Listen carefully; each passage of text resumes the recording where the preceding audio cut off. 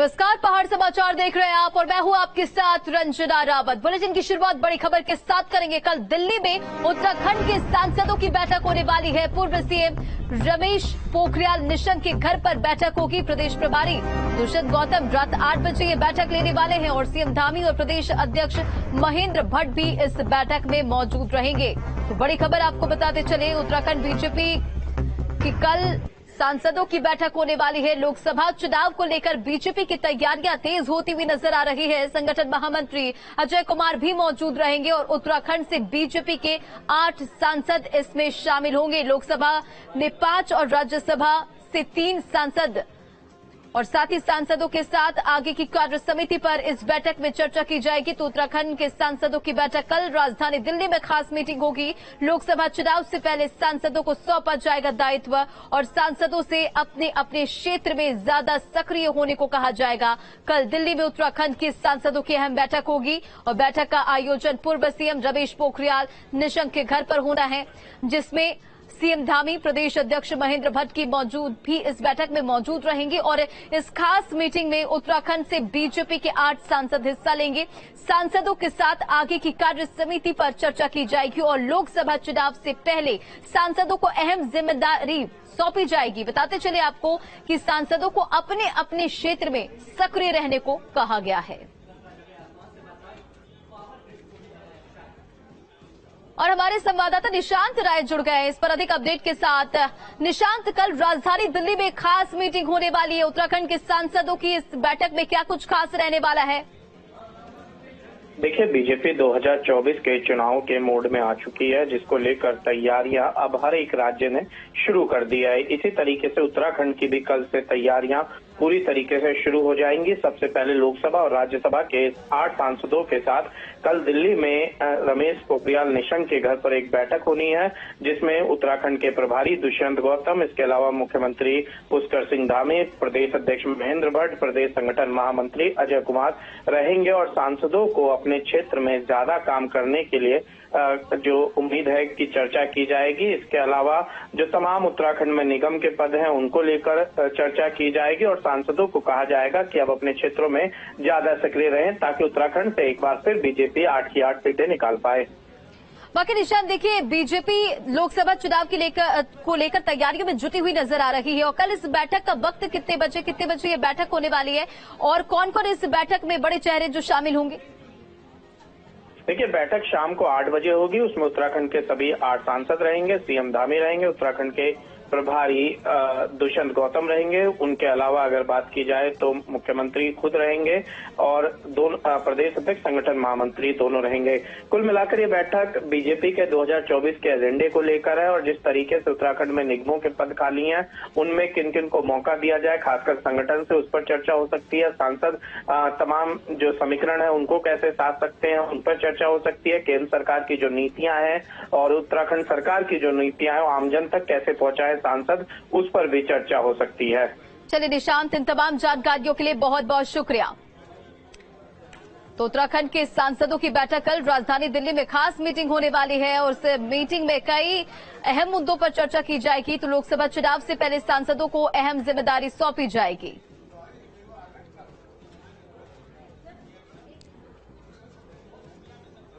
रुड़की में सीएम पुष्कर सिंह धामी जीवन दीप गुरुकुलम वार्षिक महोत्सव में शामिल हुए और यहां उन्होंने बाल गुरुकुलम का उद्घाटन किया और इस कार्यक्रम में कई अधिकारी, धर्म गुरु भी शामिल हुए। तो देखिए, कार्यक्रम के दौरान की तस्वीरें भी, बच्चों ने देशभक्ति के गानों पर कई प्रस्तुति भी दी।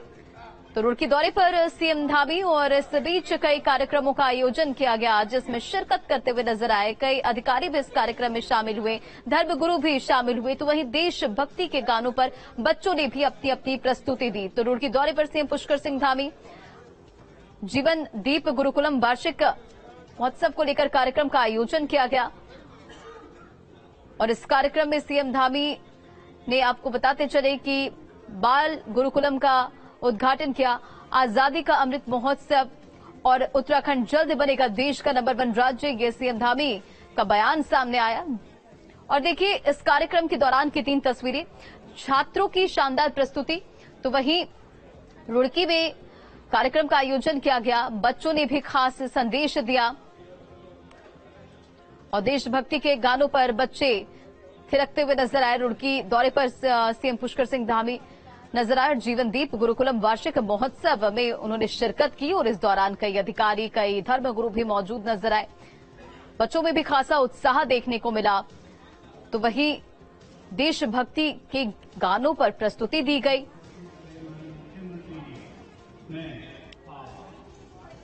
वरिष्ठ महामंडल पंचनामों को जोड़ा खड़ा है।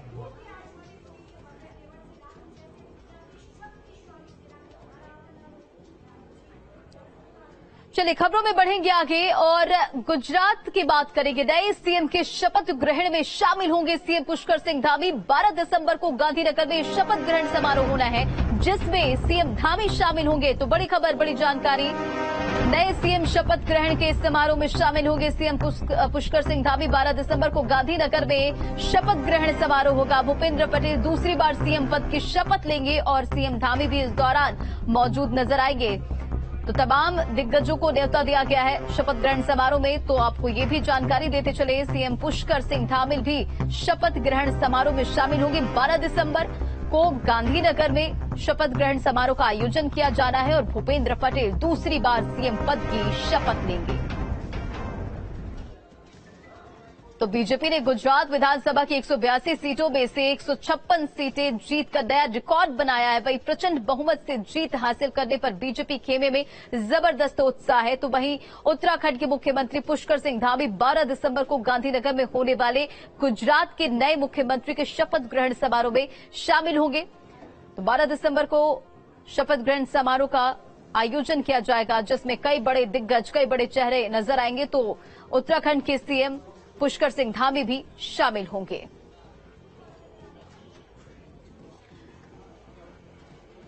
बढ़ेंगे खबरों में आगे। यूनिफॉर्म सिविल कोड पर सीएम धामी का बड़ा बयान सामने आया। कुछ ही महीनों में लागू होगा यूसीसी। तो सीएम धामी का ये बड़ा बयान, बड़ी खबर आपको बता दें। यूनिफॉर्म सिविल कोड पर सीएम धामी का बड़ा बयान। कुछ ही महीनों में लागू होगा यूसीसी। कमेटी बना दी गई है, काम काफी आगे बढ़ गया है और ड्राफ्ट तैयार कर राज्य में लागू कर दिया जाएगा यूसीसी।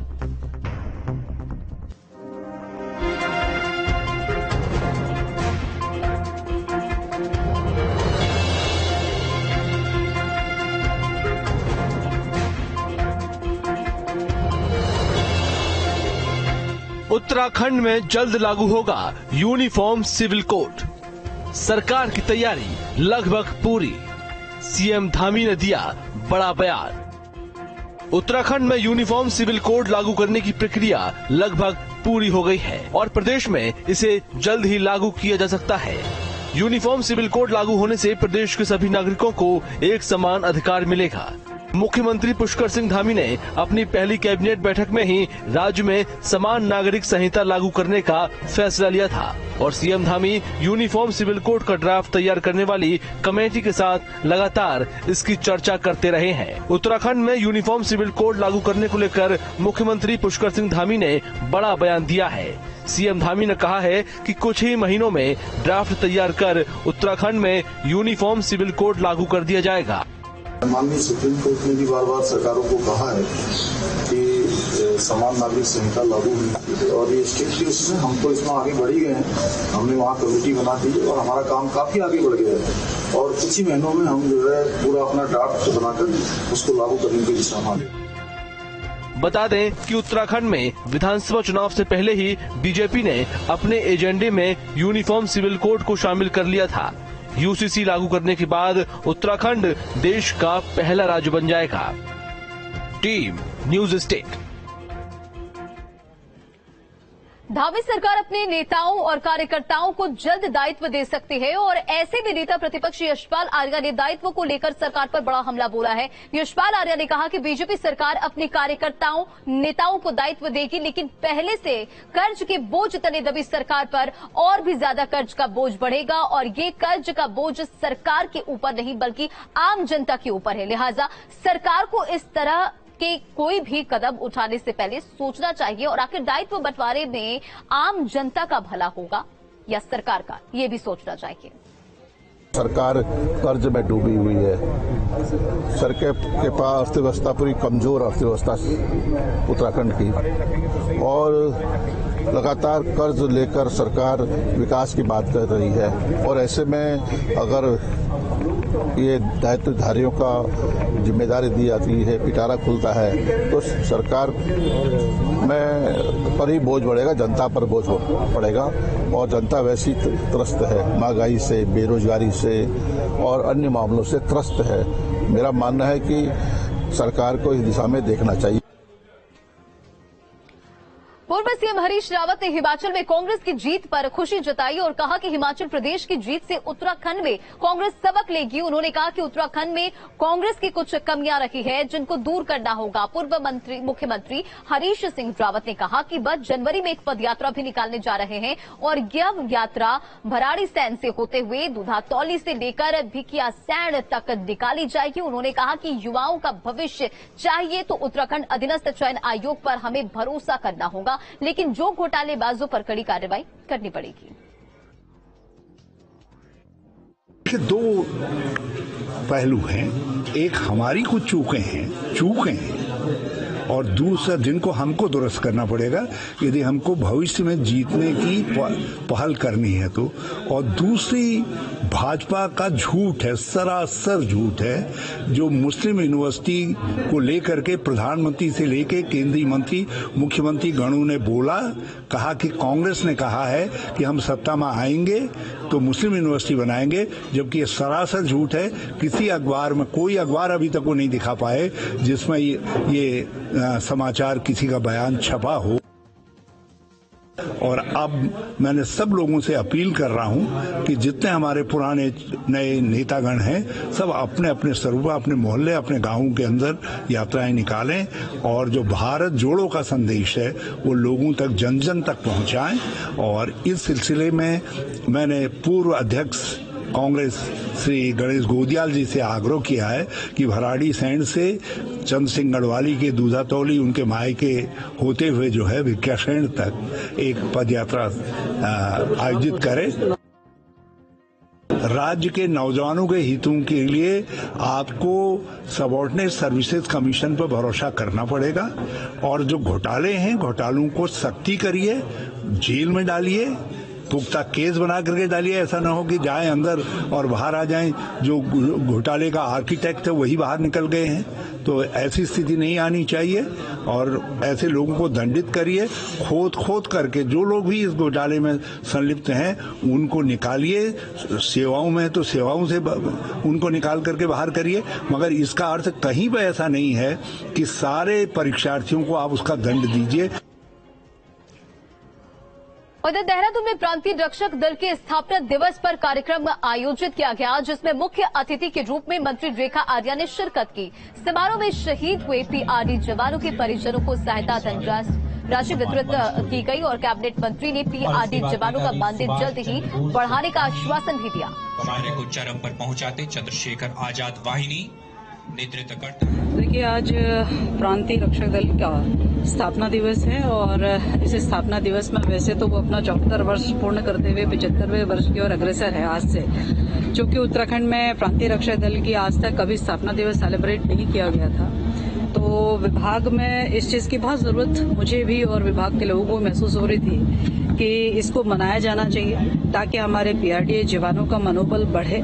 इसके अतिरिक्त जो उनके लिए कॉर्पोरेट फंड है वह भी बहुत कम धनराशि के साथ में बना हुआ है, जिसको लेकर जो 50 लाख है और उसको हम 10 करोड़ के लिए हम लोगों ने प्रस्तावित हम लोग करने जा रहे हैं। और खबर देहरादून से, जहां G20 के 2 आयोजनों की मेजबानी उत्तराखंड को मिली है। दोनों आयोजन मई और जून 2023 में ऋषिकेश में होंगे। तो बड़ी खबर आपको बता दें, G20 के 2 आयोजनों की मेजबानी उत्तराखंड करेगा और दोनों आयोजन मई और जून 2023 में ऋषिकेश में होने हैं। आयोजन में 20 देशों के प्रतिनिधि शामिल होंगे और बीजेपी प्रदेश कार्यालय में इसे लेकर बैठक हुई और इस दौरान इस कार्यक्रम को लेकर मंथन किया गया। पदाधिकारियों की बैठक में प्लान तैयार किया गया और बैठक का एक पूरा सत्र G20 पर फोकस रहा। तो G20 की अध्यक्षता करेगा भारत। बताते चले आपको कि पूरे विश्व में धर्म और अंतर्राष्ट्रीय योग नगरी के रूप में अपनी पहचान बना चुका ऋषिकेश अब G20 देशों की मेजबानी के साथ एक बार फिर विश्व के नक्शे में चमकेगा। ग्रुप ऑफ 20 देशों के 2 आयोजनों की मेजबानी उत्तराखंड को मिली है और जिसमें ऋषिकेश को चुना गया है, जिससे ऋषिकेश के जनप्रतिनिधि से लेकर यहां के स्थानीय निवासियों में खासा खुशी है। और आयोजन मई और जून 2023 में ऋषिकेश में होंगे और इसमें 20 देशों के प्रतिनिधि शामिल होंगे।